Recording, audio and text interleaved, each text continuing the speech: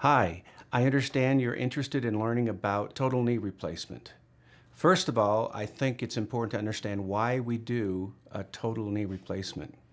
A total knee or any of our joints are a lot like a car part, specifically the tires. When the tire tread wears out and can't be patched, you have to replace it. And the same thing happens with a knee. When the tread of the knee or the cartilage wears out and can't be patched or treated with medication or injections or other therapies any longer, it's time to do a knee replacement. We call it a total knee replacement because we replace all the parts of the knee, a total knee replacement. It's really fairly straightforward. We first make an incision about 6 or 7 inches right along the front of the knee. Then we make these fancy cuts, and then we cut the top of the tibia bone off.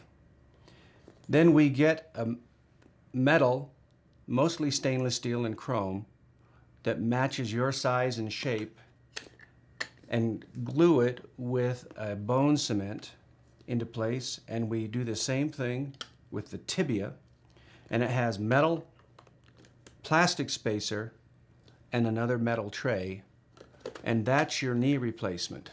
There's one other part here that's not depicted. There's also the kneecap. We sand that kneecap down, cutting it kind of longitudinally in half, and then put a plastic button on the backside. So the plastic button sits here and it rubs up and down in this little groove of the knee. And that's a knee replacement surgery. After the surgery, you'll probably be in the hospital 2 to 3 days, and it takes about 3 weeks for you to recover to the point that you'll be going out of the house to the grocery store or to church or to movies. For those first 3 weeks, you'll be mostly restricted to being at home and then being taken out by a family member or a friend to physical therapy 2 to 3 times a week. Then after 3 weeks, you can start to resume your normal activities.